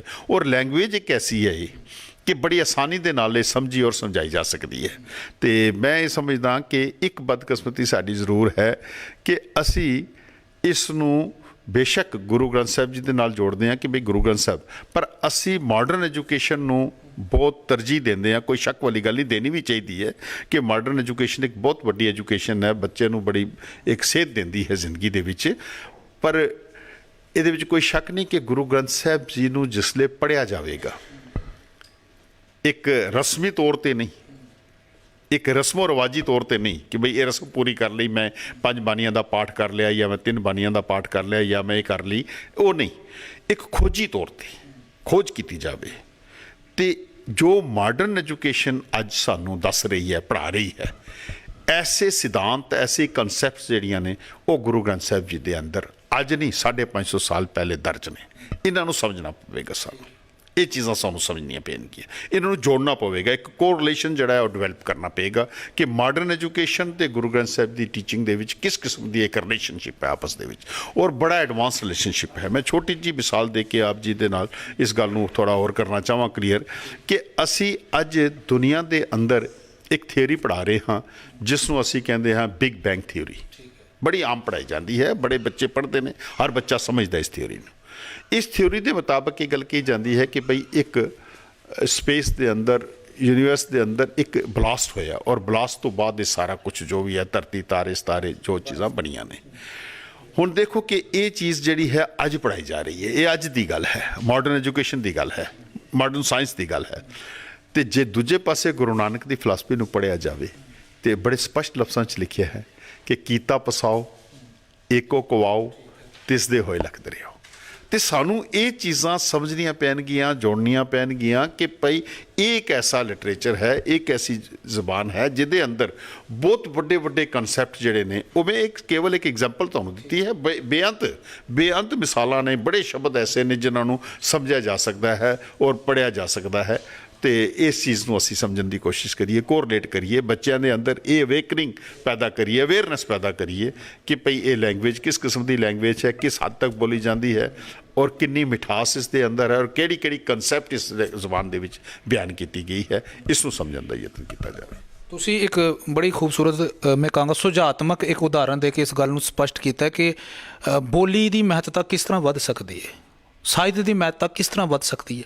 ਪਰ ਇੱਥੇ ਇੱਕ ਪ੍ਰਸ਼ਨ ਇਹ ਵੀ ਉੱਠਦਾ ਕਿਉਂਕਿ ਤੁਸੀਂ ਬਤੌਰ ਮੈਂ ਕਹਾਂਗਾ ਪਿਛਲੇ 2 ਦਹਾਕਿਆਂ ਤੋਂ ਪ੍ਰਬੰਧਕੀ ਢਾਂਚੇ ਦਾ ਇੱਕ ਹਿੱਸਾ ਰਹੇ ਹੋ ਔਰ ਮੁੱਖ ਸੇਵਾਦਾਰ ਤੇ ਆਪਣੀਆਂ ਸੇਵਾਵਾਂ ਨਿਭਾ ਰਹੇ ਹੋ। ਤੁਸੀਂ ਭੂਤਕਾਲ ਵਿੱਚ ਤੇ ਆਪਣੀ ਕਾਰਗੁਜ਼ਾਰੀ ਨੂੰ ਨਿਭਾਇਆ ਹੈ, ਵਰਤਮਾਨ ਵਿੱਚ ਵੀ ਨਿਭਾ ਰਹੇ ਹੋ, ਪਰ ਭਵਿੱਖ ਵਿੱਚ ਕੀ ਕਾਮਨਾ ਕੀਤੀ ਜਾ ਸਕਦੀ ਹੈ ਕਿ ਕਿਵੇਂ ਅਸੀਂ ਜਿਹੜੀ ਨਵੀਆਂ ਚੁਣੌਤੀਆਂ ਨੇ, ਆਧੁਨਿਕਤਾ ਮੈਂ ਕਹਾਂਗਾ, ਖਾਸ ਕਰਕੇ ਆਧੁਨਿਕਤਾ ਤੋਂ ਵੀ ਅਸੀਂ ਪਰਾਂ ਲੰਘ ਚੁੱਕੇ ਹਾਂ, ਹੁਣ ਅਸੀਂ ਉੱਤਰ ਆਧੁਨਿਕਤਾ ਦੀ ਗੱਲ ਕਰਦੇ ਹਾਂ। ਅਜਿਹੇ ਦੌਰ ਵਿੱਚ ਹੁਣ ਨਵੇਂ ਜਿਹੜੇ ਇੱਕ ਕਹਿ ਲਈਏ ਸਾਧਨ ਵੀ ਪੈਦਾ ਹੋ ਗਏ ਨੇ, ਰੁਝਾਨ ਉਹਨਾਂ ਸਾਧਨਾਂ ਵੱਲ, ਕਿਤਾਬਾਂ ਨੂੰ ਪੜ੍ਹਨ ਦੀ ਰੁਚੀ ਬੱਚਿਆਂ ਵਿੱਚ ਘੱਟ ਚੁੱਕੀ ਹੈ, ਸਾਹਿਤ ਨੂੰ ਪੜ੍ਹਨ ਦੀ ਰੁਚੀ ਘੱਟ ਚੁੱਕੀ ਹੈ, ਇਤਿਹਾਸ ਨੂੰ ਪੜ੍ਹਨ ਦੀ ਰੁਚੀ ਘੱਟ ਚੁੱਕੀ ਹੈ। ਅਜਿਹੇ ਸਮੇਂ ਵਿੱਚ ਇੱਕ ਪ੍ਰਬੰਧਕੀ ਢਾਂਚੇ ਦੇ ਵਿੱਚ ਹੋਣ ਦੇ ਨਾਤੇ ਕੀ ਸਮਝਦੇ ਹੋ ਕਿ ਆਉਣ ਵਾਲੀਆਂ ਚੁਣੌਤੀਆਂ ਕਿਹੋ ਜਿਹੀ ਹੋਣਗੀਆਂ ਤੇ ਉਹਨਾਂ ਦਾ ਸਮਾਧਾਨ ਕੀ ਹੋਵੇਗਾ? ਵੱਡਾ ਪ੍ਰਸ਼ਨ ਤਾਂ ਇਹ ਰਹੇਗਾ ਕਿ ਅਸੀਂ ਉਹਨਾਂ ਨੂੰ ਸਮਾਧਾਨ ਕਿਵੇਂ ਲੱਭੀਏ ਕਿ ਜਿਨ੍ਹਾਂ ਨਾਲ ਭਵਿੱਖ ਸਾਡਾ ਜਿਹੜਾ ਹੈ ਉਹ ਸੁਨਹਿਰਾ ਹੋ ਸਕੇ। ਬੜਾ ਬਹੁਤ ਹੀ ਇੱਕ ਮੈਂ ਕਹਾਂਗਾ ਕਿ ਵਧੀਆ ਕੁਐਸਚਨ ਤੁਸੀਂ ਕੀਤਾ ਹੈ ਕਿ ਸਾਨੂੰ ਆਉਣ ਵਾਲੇ ਸਮੇਂ ਵਿੱਚ, ਅੱਜ ਦੇ ਦੌਰ ਵਿੱਚ ਅਸੀਂ ਦੇਖੀਏ ਤੇ ਗੁਰੂ ਘਰ ਬੜੇ ਪਿਆਰੇ, ਬੜੇ ਸੁੰਦਰ ਬਣਾ ਦਿੱਤੇ ਗਏ ਨੇ। ਪਰ ਮੇਰਾ ਇੱਕ ਪਰਸਨਲ ਸੁਝਾਅ ਹੈ ਔਰ ਜਿਹੜਾ ਕਿ ਮੈਂ ਖੁਦ ਸ਼ੁਰੂ ਕੀਤਾ ਹੈ ਕਿ ਬੜੀ ਰੀਸੈਂਟਲੀ ਅਸੀਂ ਕੋਸ਼ਿਸ਼ ਕਰ ਰਹੇ ਹਾਂ ਔਰ ਕੋਸ਼ਿਸ਼ ਕਰਾਂਗੇ ਕਿ ਇਸ ਟੈਨਿਓਰ ਦੇ ਅੰਦਰ ਗੁਰੂ ਘਰ ਦੇ ਅੰਦਰ ਅਸੀਂ ਇੱਕ ਹਾਈਟੈਕ ਲਾਇਬ੍ਰੇਰੀ ਜਿਹੜੀ ਹੈ ਉਹ ਬਣਾਉਣ ਦਾ ਯਤਨ ਕਰ ਰਹੇ ਹਾਂ, ਜਿਸ ਲਾਇਬ੍ਰੇਰੀ ਦੇ ਅੰਦਰ ਸਾਨੂੰ ਹਰ ਤਰ੍ਹਾਂ ਦੀ ਮਾਡਰਨ ਐਜੂਕੇਸ਼ਨ ਦੀ ਫੈਸਿਲਿਟੀਜ਼ ਵੀ ਸਾਨੂੰ ਅਵੇਲੇਬਲ ਹੋਵਣ ਤੇ ਨਾਲ ਸਾਡਾ ਗੁਰੂ ਗ੍ਰੰਥ ਸਾਹਿਬ ਜੀ ਨੇ ਸਕ੍ਰਿਪਚਰ ਹੈ, ਇਹਦੇ ਅੰਦਰ ਕਿਹੜੀ ਕਨਸੈਪਟ ਹੈ ਔਰ ਇਸ ਨੂੰ ਮਾਡਰਨ ਐਜੂਕੇਸ਼ਨ ਦੇ ਨਾਲ ਕਿਸ ਤਰ੍ਹਾਂ ਕੋਰਿਲੇਟ ਕੀਤਾ ਜਾ ਸਕਦਾ ਹੈ, ਜੋੜਿਆ ਜਾ ਸਕਦਾ ਹੈ। ਇਸ ਕਿਸਮ ਦੀਆਂ ਸਲਾਈਡਸ ਤਿਆਰ ਕੀਤੀਆਂ ਜਾਣ, ਇਸ ਕਿਸਮ ਦੀਆਂ ਡਾਕੂਮੈਂਟਰੀਜ਼ ਤਿਆਰ ਕੀਤੀਆਂ ਜਾਣ, ਇਸ ਕਿਸਮ ਦੇ ਲੈਕਚਰ ਤਿਆਰ ਕੀਤੇ ਜਾਣ ਜੋ ਕਿ ਗੁਰੂ ਗ੍ਰੰਥ ਸਾਹਿਬ ਜੀ ਦੇ ਟਾਪਿਕ ਨੂੰ ਲੈ ਕੇ, ਕਿਸੇ ਸ਼ਬਦ ਨੂੰ ਲੈ ਕੇ ਮਾਡਰਨ ਐਜੂਕੇਸ਼ਨ ਦੀ ਲਾਈਟ ਵਿੱਚ ਇਹਨੂੰ ਐਕਸਪਲੇਨ ਕੀਤਾ ਜਾ ਸਕੇ, ਦੱਸਿਆ ਜਾ ਸਕੇ। ਮੈਂ ਇਹ ਕਹਾਂਗਾ ਕਿ ਦੇਖੋ ਇੱਕ ਕਨਸੈਪਟ ਅਸੀਂ ਬਾਇਓਲੋਜੀ ਦਾ ਪੜ੍ਹਾਉਂਦੇ ਹਾਂ ਕਿਸੇ ਨੂੰ, ਅਸੀਂ ਕਹਿੰਦੇ ਹਾਂ ਕਿ ਬਈ ਜੋ ਬੱਚੇ ਦੀ ਉਪਜ ਹੈ ਉਹ ਕਿਸ ਤਰ੍ਹਾਂ ਬਣ ਰਹੀ ਹੈ। ਅੱਜ ਦੇ ਦੌਰ ਵਿੱਚ ਅਸੀਂ ਕਹਿ ਰਹੇ ਹਾਂ ਕਿ ਬਈ ਬੜੀ ਮਾਡਰਨ ਐਜੂਕੇਸ਼ਨ ਹੈ, ਮਾਡਰਨ ਸਾਇੰਸ ਹੈ ਕਿ ਇੱਕ ਟੈਸਟ ਟਿਊਬ ਬੇਬੀ ਦੀ ਗੱਲ ਕੀਤੀ ਜਾਂਦੀ ਹੈ ਕਿ ਟੈਸਟ ਟਿਊਬ ਬੇਬੀ ਹੈ। ਹੁਣ ਟੈਸਟ ਟਿਊਬ ਬੇਬੀ ਦੇ ਵਿੱਚ ਜੋ ਕਨਸੈਪਟ ਲਈ ਗਈ ਉਹ ਕੀ ਲਈ ਗਈ ਕਿ ਭਈ ਇੱਕ ਜੋ ਸਪਰਮ ਅਸੀਂ ਜਿਸ ਨੂੰ ਕਹਿੰਦੇ ਹਾਂ ਫਾਦਰ ਦਾ ਲਿਆ ਜਾਂਦਾ ਹੈ, ਓਵਮ ਜਿਹੜਾ ਮਦਰ ਦਾ ਲਿਆ ਜਾਂਦਾ ਹੈ, ਉਹਨੂੰ ਇੱਕ ਐਕਸਟਰਨਲ ਤੌਰ 'ਤੇ ਉਸ ਨੂੰ ਫਰਟੀਲਾਈਜ਼ ਕੀਤਾ ਜਾਂਦਾ ਹੈ ਔਰ ਉਸ ਤੋਂ ਬਾਅਦ ਦੁਬਾਰਾ ਇੰਪਲਾਂਟ ਕਰ ਦਿੱਤਾ ਜਾਂਦਾ ਹੈ ਮਦਰ ਦੇ ਅੰਦਰ। ਇਸ ਕਿਸਮ ਦੀ ਕਨਸੈਪਟ ਨੂੰ ਅਸੀਂ ਇੱਕ ਟੈਸਟ ਟਿਊਬ ਬੇਬੀ ਦਾ ਨਾਮ ਦਿੱਤਾ ਗਿਆ ਜੋ ਕਿ ਮਾਡਰਨ ਸਾਇੰਸ ਹੈ, ਮਾਡਰਨ ਖੋਜ ਹੈ। ਹੁਣ ਦੇਖੋ ਕਿ ਗੁਰੂ ਗ੍ਰੰਥ ਸਾਹਿਬ ਨੇ ਇਸ ਦੇ ਉੱਪਰ ਇੱਕ ਸਾਨੂੰ ਇੱਕ ਸੰਕੇਤ ਦਿੱਤਾ, ਇੱਕ ਸਾਨੂੰ ਤਰੀਕਾ ਦੱਸਿਆ। ਮਹਾਰਾਜ ਕਹਿੰਦੇ ਨੇ ਪਾਣੀ ਮੈਲਾ ਮਾਟੀ ਗੋਰੀ ਇਸ ਮਾਟੀ ਕੀ ਪੁਤਲੀ ਜੋੜੀ। ਹੁਣ ਦੇਖੋ ਕਿ ਇਸ ਮਾਟੀ ਕੀ ਪੁਤਲੀ ਜੋੜੀ, ਬਈ ਇੱਥੇ ਦੇਖ ਲਓ ਇੱਥੇ ਕਿਸ ਕਿਸਮ ਦੀ ਕਨਸੈਪਟ ਦਿੱਤੀ ਗਈ ਕਿ ਗੁਰੂ ਗ੍ਰੰਥ ਸਾਹਿਬ ਜੀ ਦੱਸ ਰਹੇ ਨੇ ਕਿ ਭਈ ਇਹਨਾਂ ਦੋਵਾਂ ਚੀਜ਼ਾਂ ਨੂੰ ਜੋੜ ਕੇ ਤੇ ਇਨਸਾਨੀ ਜਿਹੜੀ ਜੀਵ ਹੈ ਉਹ ਪੈਦਾ ਕੀਤਾ ਜਾ ਸਕਦਾ ਹੈ।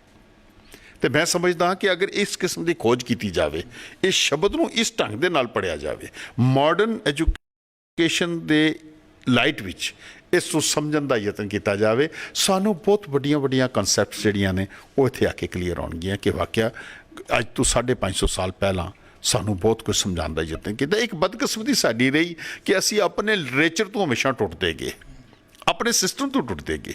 ਮੈਨੂੰ ਛੋਟੀ ਜਿਹੀ ਗੱਲ ਇੱਕ ਯਾਦ ਆਉਂਦੀ ਹੈ ਕਿ ਮਹਾਰਾਜਾ ਰਣਜੀਤ ਸਿੰਘ ਦਾ ਜਦੋਂ ਐਜੂਕੇਸ਼ਨ ਸਿਸਟਮ ਸੀ ਨਾ, ਉਸਨੇ ਕਿਸੇ ਗੁਰਦੁਆਰੇ ਨੂੰ ਬਣਨ ਦੀ ਇਜਾਜ਼ਤ ਨਹੀਂ ਦਿੱਤੀ। ਉਸਨੇ ਕਿਹਾ ਕਿ ਗੁਰਦੁਆਰਾ ਬਣਾਉਣ ਦੀ ਇਜਾਜ਼ਤ ਉਸੇ ਨੂੰ ਦਿੱਤੀ ਜਾਵੇਗੀ ਜਿਹੜਾ ਨਾਲ ਉਸਦੇ ਸਕੂਲ ਬਣਾਏਗਾ, ਮੰਦਿਰ ਬਣਾਉਣ ਦੀ ਇਜਾਜ਼ਤ ਉਸੇ ਨੂੰ ਦਿੱਤੀ ਜਾਵੇਗੀ ਜਿਹੜਾ ਨਾਲ ਸਕੂਲ ਬਣਾਏਗਾ, ਮਸਜਿਦ ਬਣਾਉਣ ਦੀ ਇਜਾਜ਼ਤ ਉਸੇ ਨੂੰ ਦਿੱਤੀ ਜਾਏਗੀ ਜਿਹੜਾ ਨਾਲ ਯਾਨੀ ਕਿ ਐਜੂਕੇਸ਼ਨ ਸਿਸਟਮ ਉਸਨੇ ਇਸ ਕਿਸਮ ਦੇ ਢੰਗ ਦਾ ਬਣਾਇਆ ਸੀ ਕਿ ਬ੍ਰਿਟਿਸ਼ ਦੇ ਅੰਦਰ ਜਾ ਕੇ ਉਸ ਚੀਜ਼ ਦੀ ਤਾਰੀਫ ਕੀਤੀ ਜਾਂਦੀ ਸੀ ਕਿ ਇਸ ਕਿਸਮ ਦਾ ਐਜੂਕੇਸ਼ਨ ਸਿਸਟਮ ਸੀ। ਸਾਨੂੰ ਉਸ ਐਜੂਕੇਸ਼ਨ ਸਿਸਟਮ ਤੋਂ ਤੋੜਿਆ ਗਿਆ, ਡੀਰੇਲ ਕੀਤਾ ਗਿਆ, ਤੇ ਨਾ ਅਸੀਂ ਉਸ ਸਿਸਟਮ ਦੇ ਬਣ ਸਕੇ, ਨਾ ਅਸੀਂ ਇਸ ਸਿਸਟਮ ਦੇ ਬਣ ਸਕੇ। ਤੇ ਇਸ ਸਿਸਟਮ ਨੂੰ ਰਿਵਾਈਵ ਕਰਨ ਦੀ ਕੋਸ਼ਿਸ਼ ਕੀਤੀ ਜਾਵੇ, ਯਤਨ ਕੀਤਾ ਜਾਵੇ, ਕਾਫੀ ਚੀਜ਼ਾਂ ਜਿਹੜੀਆਂ ਨੇ ਇਸ ਦੀ ਕਲੀਅਰ ਹੋ ਸਕਦੀਆਂ। ਤੁਸੀਂ ਬਹੁਤ ਖੂਬਸੂਰਤ ਇੱਕ ਉਦਾਹਰਨ ਦਿੱਤੀ ਹੈ ਮਹਾਰਾਜਾ ਰਣਜੀਤ ਸਿੰਘ ਦੇ ਸਮੇਂ ਦੀ, ਕਿਉਂਕਿ ਉਹ ਵਿਲੀਅਮ ਲੈਟੀਨਰ ਗੋਬਲੇਟ ਦੀ ਕਿਤਾਬ ਹੈ indigenous education in Punjab since annexation and 1887। ਉਹਦੇ ਵਿੱਚ ਦਰਜ ਹੈ ਕਿ ਕਿਤਾਬਾਂ ਵਾਪਸ ਜਿਹੜਾ ਕੋਈ ਅਗਰ ਅੰਗਰੇਜ਼ ਹਕੂਮਤ ਨੂੰ ਦਿੰਦਾ ਸੀ ਉਸ ਨੂੰ 6 ਆਣੇ ਮਿਲਦੇ ਸਨ, ਜੇ ਕੋਈ ਹਥਿਆਰ ਦਿੰਦਾ ਸੀ ਤੇ 1 ਆਣਾ ਮਿਲਦਾ ਸੀ। ਸੋ ਬੜੀ ਖੂਬਸੂਰਤ ਉਦਾਹਰਨ ਤੁਸੀਂ ਦੇ ਕੇ ਇਸ ਗੱਲ ਨੂੰ ਸਪਸ਼ਟ ਕੀਤਾ ਹੈ ਕਿ ਪੁਸਤਕਾਲਿਆਂ ਦਾ ਧਰਮਸ਼ਾਲਾਵਾਂ ਦੇ ਨਾਲ, ਗੁਰਦੁਆਰਿਆਂ ਦੇ ਨਾਲ, ਮਸਜਿਦ ਦੇ ਨਾਲ ਜਾਂ ਫਿਰ ਮੰਦਰਾਂ ਦੇ ਨਾਲ ਹੋਣਾ ਆਪਣੇ ਆਪ ਵਿੱਚ ਕੌਮ ਦੀ ਚੜ੍ਹਦੀ ਕਲਾ ਦਾ ਇੱਕ ਪ੍ਰਤੀਕ ਚਿੰਨ੍ਹ ਬਣ ਜਾਂਦਾ ਹੈ। ਇੱਕ ਬਾਣੀ ਰਾਹੀਂ ਜੋ ਦਰਸ਼ਕ ਤੁਹਾਨੂੰ ਦੇਖ ਰਹੇ ਨੇ, ਅਖੀਰ ਵਿੱਚ ਕੀ ਸੁਨੇਹਾ ਦੇਣਾ ਚਾਹੋਗੇ? ਕੀ ਤੁਹਾਡੇ ਦਿਲ ਦੇ ਵਲਵਲੇ ਨੇ, ਉਸ ਬਾਰੇ ਕੋਈ ਸੁਨੇਹਾ ਦੇ। ਮੈਂ ਤਕਰੀਬਨ ਬੇਨਤੀ ਕਰਾਂਗਾ ਕਿ ਅਸੀਂ ਧਰਮ ਨੂੰ ਕੇਵਲ ਰਸਮੋ ਰਿਵਾਜ਼ ਤੱਕ ਸੀਮਤ ਨਾ ਕਰੀਏ। ਰਸਮੋ ਰਿਵਾਜ਼ ਤੱਕ ਧਰਮ ਨਹੀਂ। ਗੁਰੂ ਨਾਨਕ ਪਾਤਸ਼ਾਹ ਬਖਸ਼ਿਸ਼ ਕਰਦੇ ਨੇ, ਸੁਣਿਆ ਮੰਨਿਆ ਮਨ ਕੀਤਾ ਪਾਓ। ਇਹ ਜੋ ਮਨ ਕੀਤਾ ਪਾਓ ਕਿ ਮਨ ਦੇ ਵਿੱਚ ਵਸਣਾ ਚਾਹੀਦਾ ਹੈ, ਇਹ ਧਰਮ ਸਾਡੇ ਜੀਵਨ ਕਾਲ ਦੇ ਵਿੱਚ ਇਹ ਨਜ਼ਰ ਆਉਣਾ ਚਾਹੀਦਾ ਹੈ, ਸਾਨੂੰ ਦੱਸਣਾ ਨਹੀਂ ਚਾਹੀਦਾ। ਇਹ ਸਾਡੀ ਐਕਟੀਵਿਟੀਜ਼, ਅਸੀਂ ਸਰਵਿਸ ਕਰਦੇ ਹਾਂ ਤੇ ਸਰਵਿਸ ਦੇ ਵਿੱਚ ਸਾਡਾ ਧਰਮ ਜਿਹੜਾ ਹੈ ਉਹ ਨਜ਼ਰ ਆਉਣਾ ਚਾਹੀਦਾ ਹੈ ਲੋਕਾਂ ਨੂੰ। ਅਸੀਂ ਬਿਜ਼ਨਸ ਕਰਦੇ ਹਾਂ ਤੇ ਬਿਜ਼ਨਸ ਦੇ ਵਿੱਚ ਸਾਡਾ ਧਰਮ ਜਿਹੜਾ ਹੈ ਉਹ ਨਜ਼ਰ ਆਉਣਾ ਚਾਹੀਦਾ ਹੈ ਲੋਕਾਂ ਨੂੰ। ਅਸੀਂ ਅਗਰ ਕਿਸੇ ਵੀ ਤਰ੍ਹਾਂ ਦਾ ਕੋਈ ਕੰਮ ਕਰ ਰਹੇ ਹਾਂ ਤੇ ਉਸ ਦੇ ਵਿੱਚ ਸਾਡੇ ਧਰਮ ਦੀ ਝਲਕ ਜਿਹੜੀ ਹੈ ਉਹ ਨਜ਼ਰ ਆਉਣੀ ਚਾਹੀਦੀ ਹੈ, ਨਾ ਕਿ ਕੇਵਲ ਗੱਲਾਂ ਤੱਕ ਅਸੀਂ ਸੀਮਤ ਰਹਿ ਜਾਈਏ, ਅਸੀਂ ਕੇਵਲ ਰਸਮੋ ਰਿਵਾਜ ਤੱਕ ਸੀਮਤ ਰਹਿ ਜਾਈਏ, ਅਸੀਂ ਕੇਵਲ ਪਹਿਨਾਵੇ ਤੱਕ ਸੀਮਤ ਰਹਿ ਜਾਈਏ ਔਰ ਇਸ ਨੂੰ ਧਰਮ ਕਰਕੇ ਬੈਠ ਜਾਈਏ, ਇਸ ਨੂੰ ਧਰਮ ਸਮਝ ਕੇ ਬੈਠ ਜਾਈਏ। ਤੇ ਮੈਂ ਸਮਝਦਾ ਹਾਂ ਕਿ ਗੁਰੂ ਨਾਨਕ ਦੀ ਜੋ ਕਨਸੈਪਟ ਸੀ, ਕਿਉਂਕਿ ਗੁਰੂ ਨਾਨਕ ਨੇ ਜੋ ਬਖਸ਼ਿਸ਼ ਸਾਨੂੰ ਕੀਤੀ ਸੀ, ਦਇਆ ਕਪਾ ਸੰਤੋਖ ਸੂਤ ਜਤ ਗੰਡੀ ਸਤਵਟ, ਇਹ ਜਨਿਆਊ ਜੀ ਕਾ ਹੈ ਤਾਂ ਪਾਂਡੇ ਕੱਤ, ਨਾ ਇਹ ਟੁੱਟੈ ਨਾ ਮਨ ਲੱਗੈ ਨਾ ਨਾ ਜਾਏ, ਧਨ ਸੋ ਮਾਨਸ ਨਾਨਕਾ ਜੋ ਗਲ ਚੱਲੇ ਪਾਏ। ਇਹ ਕਨਸੈਪਟ ਕੇਵਲ ਕਿਸੇ ਇੱਕ ਵਰਗ ਤੱਕ ਸੀਮਤ ਨਹੀਂ ਸੀ, ਇਹ ਅੱਜ ਦੇ ਲੋਕਾਂ ਨੂੰ ਇਹ ਦੱਸਿਆ ਗਿਆ ਸੀ ਕਿ ਧਰਮ ਜਿਹੜਾ ਹੈ ਇਹ ਜੀਅ ਦਾ ਹੈ, ਇਹ ਮਨ ਦੀ ਇੱਕ ਅਵਸਥਾ ਹੈ। ਇਸ ਮਨ ਦੀ ਅਵਸਥਾ ਨੂੰ ਦੱਸਿਆ ਜਾ, ਇਸ ਮਨ ਦੀ ਅਵਸਥਾ ਨੂੰ ਬਣਾਇਆ ਜਾਵੇ ਤੇ ਫਿਰ 5 ਕਕਾਰੀ ਵਰਦੀ ਸਾਨੂੰ ਸ਼ੋਭਤ ਹੋ ਸਕਦੀ ਹੈ। ਫਿਰ ਜੋ ਅਸੀਂ ਧਾਰਮਿਕ ਚਿੰਨ੍ਹ ਪਾ ਕੇ ਚੱਲਦੇ ਹਾਂ ਉਹ ਸਾਨੂੰ ਸ਼ੋਭਤ ਹੋ ਸਕਦੇ ਨੇ। ਜੇ ਸਾਡਾ ਮਨ ਜਿਹੜਾ ਹੈ ਉਹ ਖੋਖਲਾ ਹੈ, ਮਨ ਦੇ ਵਿੱਚ ਕੋਈ ਸ਼ਬਦ ਜਿਹੜਾ ਹੈ ਉਸ ਦੀ ਅਜੇ ਕੋਈ ਸਾਡੀ ਧਾਰਨਾ ਨਹੀਂ ਬਣੀ, ਸ਼ਬਦ ਮਨ ਜਿਹੜਾ ਹੈ ਸ਼ਬਦ ਨਾਲ ਨਹੀਂ ਜੁੜਿਆ, ਤੇ ਫਿਰ ਮੈਂ ਸਮਝਦਾ ਹਾਂ ਕਿ ਇਹ ਬਾਕੀ ਜੋ ਕੁਝ ਵੀ ਹੈ ਇਹ ਕੇਵਲ ਤੇ ਕੇਵਲ ਦਿਖਾਵਾ ਹੋ ਸਕਦਾ ਹੈ, ਇਹ ਧਰਮ ਨਹੀਂ ਹੋ ਸਕਦਾ। ਆਓ ਕੋਸ਼ਿਸ਼ ਕਰੀਏ ਅਸੀਂ ਕਿ ਸਾਰੇ ਮਨ ਕਰਕੇ ਔਰ ਖਾਸ ਕਰਕੇ ਗਿਆਨ ਗੁਰੂ ਹੈ, ਸ਼ਬਦ ਗੁਰੂ ਹੈ, ਇਸ ਗਿਆਨ ਗੁਰੂ ਨੂੰ, ਇਸ ਸ਼ਬਦ ਗੁਰੂ ਨੂੰ ਸਮਝ ਸਕੀਏ ਤੇ ਤਾਂ ਕਿ ਅਸੀਂ ਆਪਣਾ ਜੀਵਨ ਜਿਹੜਾ ਹੈ ਉਹ ਸੁਖੇਵਾ ਬਣਾ ਸਕਦੇ ਹਾਂ। ਔਰ ਵਿਸ਼ੇਸ਼ ਤੌਰ 'ਤੇ ਨੌਜਵਾਨਾਂ ਨੂੰ ਮੈਂ ਬੇਨਤੀ ਜ਼ਰੂਰ ਕਰਾਂਗਾ ਕਿ ਮਾਡਰਨ ਐਜੂਕੇਸ਼ਨ ਪੜ੍ਹਦੇ ਨੇ, ਜ਼ਰੂਰ ਪੜ੍ਹਨ, ਮੁਬਾਰਕ ਹੈ, ਵੱਧ ਤੋਂ ਵੱਧ ਇਸ ਨੂੰ ਤਾਲੀਮ ਨੂੰ ਹਾਸਲ ਕਰਨ। ਪਰ ਅੱਜ ਮਾਡਰਨ ਐਜੂਕੇਸ਼ਨ ਦੇ ਨਾਲ ਨਾਲ ਕਿਧਰੇ ਨਾ ਕਿਧਰੇ ਇੱਕ ਗੁਰੂ ਨਾਨਕ ਦਾ ਸ਼ਬਦ ਜਿਹੜਾ ਹੈ ਉਸ ਨੂੰ ਸਮਝਣ ਦਾ ਯਤਨ ਕਰਨ। ਯਕੀਨਨ ਉਹਨਾਂ ਦੇ ਅੰਦਰ ਇੱਕ ਅਲੱਗ ਕਿਸਮ ਦਾ ਖੇੜਾ, ਅਲੱਗ ਕਿਸਮ ਦੀ ਇੱਕ ਆਪਟੀਮਿਜ਼ਮ ਜਿਹੜਾ ਹੈ ਉਹਨਾਂ ਦੇ ਅੰਦਰ ਪੈਦਾ ਹੋਵੇਗਾ ਔਰ ਉਹ ਚੜ੍ਹਦੀ ਕਲਾ ਵਾਲੇ ਪਾਸੇ ਜਾਣਗੇ। ਬਹੁਤ ਬਹੁਤ ਧੰਨਵਾਦ ਜੀ। ਸੋ ਦਰਸ਼ਕੋ, ਇਹ ਸਨ ਸਰਦਾਰ ਨਰਿੰਦਰ ਸਿੰਘ ਜੀ, ਜਿਨ੍ਹਾਂ ਨੇ ਬੜੇ ਹੀ ਬਖੂਬੀ ਢੰਗ ਨਾਲ ਗੁਰਮਤਿ ਸਿਧਾਂਤਾਂ ਬਾਰੇ ਗੱਲ ਕੀਤੀ ਹੈ, ਸਿੱਖ ਧਰਮ ਦੇ ਬੁਨਿਆਦੀ ਅਸੂਲਾਂ ਬਾਰੇ ਗੱਲ ਕੀਤੀ ਹੈ। ਸੁਨੇਹਾ ਇਹ ਦੇ ਰਹੇ ਸਨ, ਆਓ ਸ਼ਬਦ ਨਾਲ ਜੁੜੀਏ, ਏਕੇ ਨਾਲ ਜੁੜੀਏ, ਕਿਉਂਕਿ ਬਾਣੀ ਦਾ ਵੀ ਫੁਰਮਾਨ ਹੈ, ਖਸਮ ਛੋੜ ਦੂਜੇ ਲੱਗੇ ਡੂਬੇ ਸੇ ਵਣਜਾਰਿਆ। ਜਿਹੜਾ ਇੱਕ ਨੂੰ ਛੱਡ ਕੇ ਦਰ ਦਰ ਦਾ ਸੇਵਕ ਬਣਦਾ ਫਿਰਦਾ ਹੈ, ਉਹ ਡੁੱਬ ਜਾਂਦਾ ਹੈ। ਆਓ ਇਹਨਾਂ ਸੁਨੇਹਿਆਂ ਤੇ ਜੋ ਇਹਨਾਂ ਨੇ ਦਿੱਤਾ ਹੈ, ਇਸ ਤੇ ਪਹਿਰਾ ਦਈਏ, ਸ਼ਬਦ ਗੁਰੂ ਨਾਲ ਜੁੜੀਏ, ਗਿਆਨ ਗੁਰੂ ਨਾਲ ਜੁੜੀਏ। ਇੱਕ ਬਾਣੀ ਦੀ ਸਮੁੱਚੀ ਟੀਮ ਨੂੰ ਦਿਓ ਇਜਾਜ਼ਤ। ਵਾਹਿਗੁਰੂ ਜੀ ਕਾ ਖਾਲਸਾ, ਵਾਹਿਗੁਰੂ ਜੀ ਕੀ ਫਤਿਹ।